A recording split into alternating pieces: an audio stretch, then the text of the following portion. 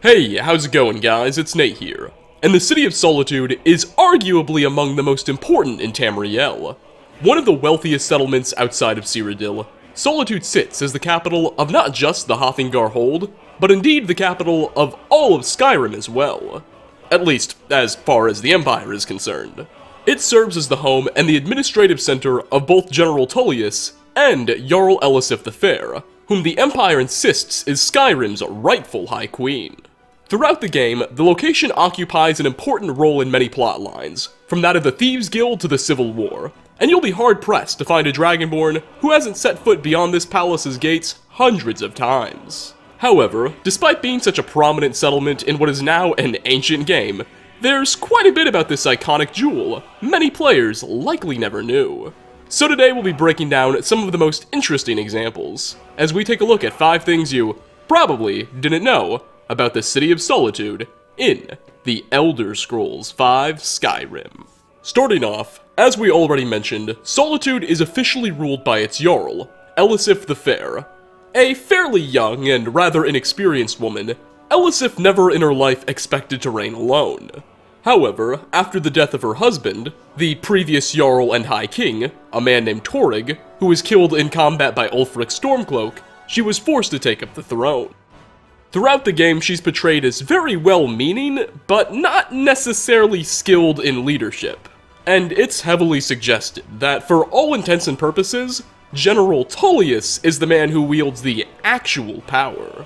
That said, something unique about Elisif is that she's the only Jarl in the game that will not, under any circumstances, be replaced during the Civil War. Even if the player sides with the Stormcloaks and captures the city, Elisif, rather than being sentenced to death or exile, will in fact be spared by Ulfric, and allowed to retain her position as the Jarl of Solitude, though she'll also have to renounce her claims to the title of High Queen. It's a nice gesture by the Stormcloak, who always saw Elisif as little more than an unwilling puppet. But did you know, despite her being essential throughout the game and eventually being spared, Bethesda had originally designed a quest where Elisif was supposed to die? You see, there's a scrapped quest we can find in the game's files, called Boethiah's Bidding. As various voice files and AI packages reveal, that mission was supposed to serve as the Daedric goddess Boethiah, Lord of Deceit and Conspiracy's personal quest. And in it, she would send the player to gain the trust of Elisif and become her personal bodyguard, only to assassinate her as soon as she let her own guard down. After her assassination, Boethiah would name the Dovahkiin her new champion, and in Elisif's place, a Thane of Solitude's court by the name of Erikr would become the new Jarl and Imperial candidate for Skyrim's ruler. Of course, this mission never actually found its way into the completed version of the game, and instead, Boethiah's Daedric quest we get to play sends us to go kill a bunch of random bandits or something, in a far less grand fashion. But make no mistake, Bethesda didn't scrap this quest because they ran out of time or resources or anything. They fully voiced hundreds of lines of dialogue, and completed seemingly all of the scripts they needed to. The quest was done. It was just never added in. In fact, modders have quite easily pieced it back together, and reintroduced the Boethiah's Bidding mission as a mod on the Nexus, and it plays seamlessly. First Torrig and now Elisif. Damn those Stormcloaks. Let's hope that Erikr fares better than they did. We're backing Erikr. When the moot meets, they'll do the sensible thing. My own suspicion is that the reason Bethesda decided to scrap Elisif's death was so as to not complicate Skyrim's Civil War any further.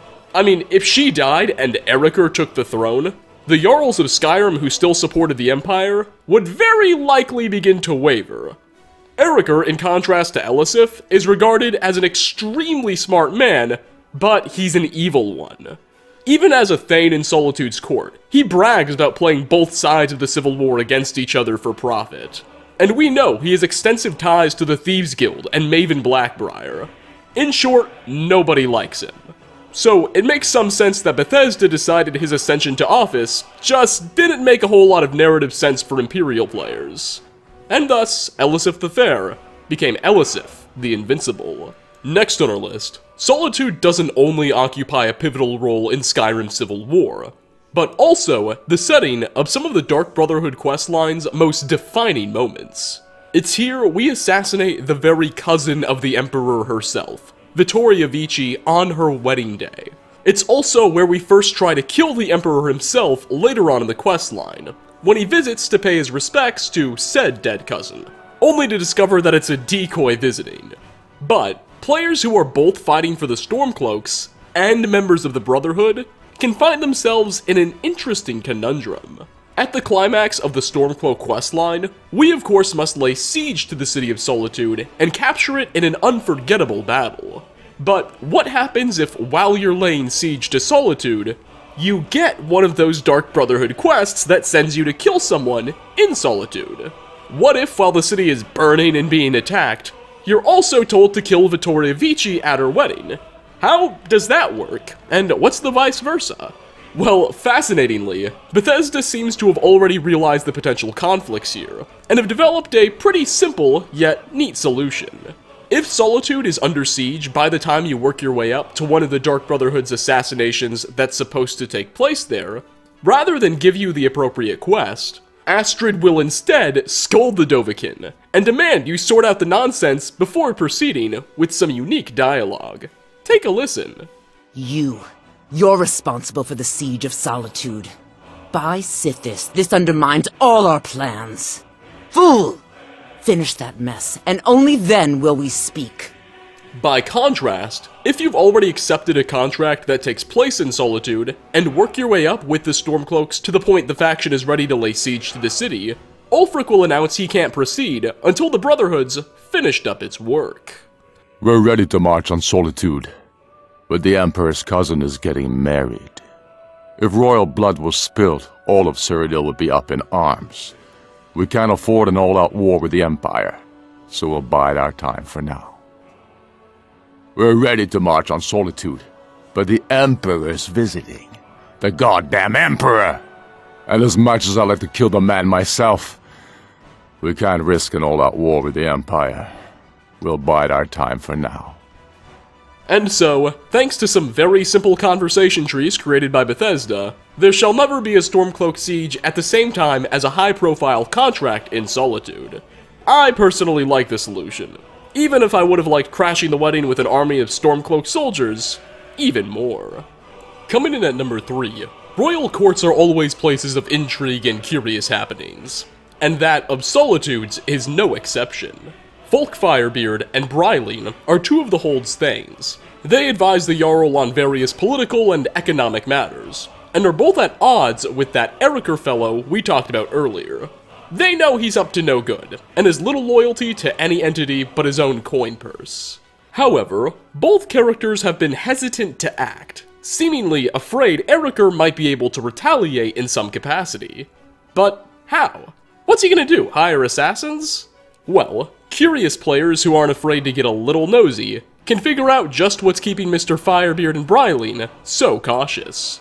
The two are secret lovebirds, and if said secret were to be revealed, they risk losing their position in the court.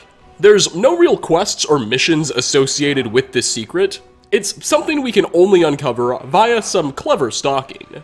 Should the player sneak into Bryleen's home at night, it's possible for Fulk Firebeard to show up after hours, and the two may have the following quite significant conversation.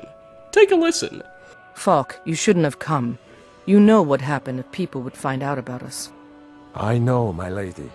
I just needed to see you outside of court, away from all of the politics. I'm serious. If Erikr knew about us, he'd force you to resign from your position, and without you, he'd have the Jarl bent around his little finger. You're right, of course.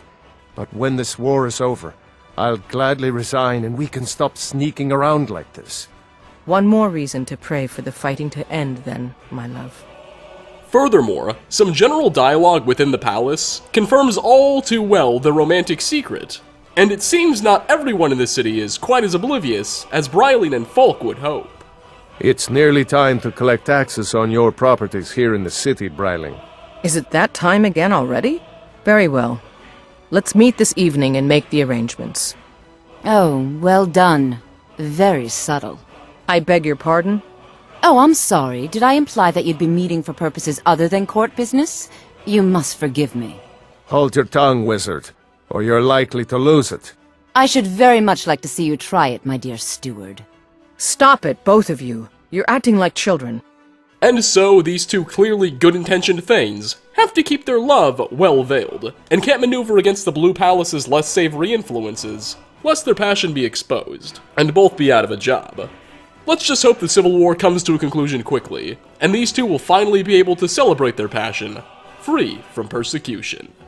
For our fourth spot, while we're still in the Blue Palace, we might as well talk about the Pelagius Wing. The Pelagius Wing is an abandoned section of the building that hasn't been entered by anyone for hundreds of years.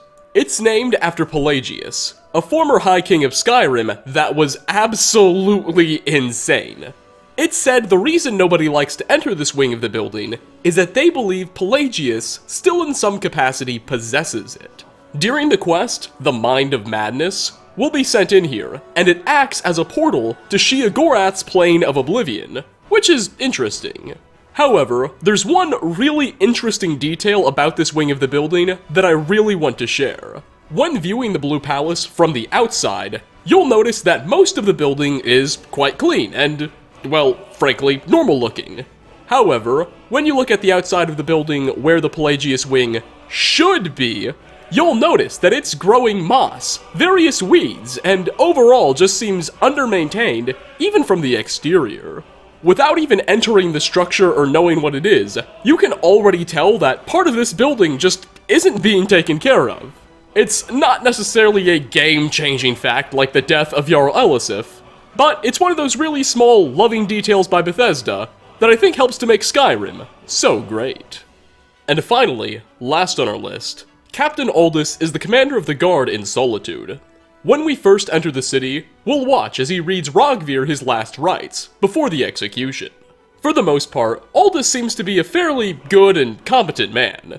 While his loyalty is to the Empire, he does seem to understand the Stormcloak cause at least a little, and seems to be one of the few citizens that understands why Rogvir must be executed, but at the same time doesn't take a whole lot of joy in it either. On top of his responsibilities to the City Watch, he also trains some of the Imperial Legion's newest recruits. So this guy's quite the military man. However, his temperate and reasonable persona will completely disappear if the Dragonborn approaches this character while wearing Stormcloak armor. As if you do so, rather than engage in his normal dialogue tree, Aldous will instead berate the player, demanding to know why you're dressed like a quote-unquote damn traitor. What do you think you're doing, walking around dressed like a damn Stormcloak traitor? From there, you'll have two options in how to proceed. You can A, state that you didn't mean anything by it and firmly apologize, promising that you're not loyal to the Stormcloaks, or you can B, own it, and say you support Ulfric. So what? If you go with that second option, you'll immediately incur a 40 gold bounty in the hold of Hoffingar, and he, as well as any nearby guards, will turn hostile and attack. Is that right? Here's how the Legion deals with rebel scum like you. Aldous is one of the few characters in the game that dynamically responds to the player's attire choices like this. Not even General Tullius or Legate Ricca seem to get the least bit offended if you approach them wearing the armor of Ulfric's boys. But for whatever reason, Aldous takes that quite personally. Oh, yeah, and he also may or may not be conspiring to overthrow the Jarl of Morthal. But more on that in a future video. And with that, we are going to wrap up 5 things you probably didn't know about the City of Solitude in the Elder Scrolls V Skyrim. Thanks for stopping by, everybody. Real quick, I absolutely have to apologize if my voice sounded off today. I am terribly sick right now. This is like the second time I've had a cold in the past 3 months, and as you can imagine, sicknesses that impact my voice are like really bad if you're in this line of work, but no matter, we did our best to persevere. Anyway, thanks again for watching, and hope to catch you all in my next video. Peace out, everyone.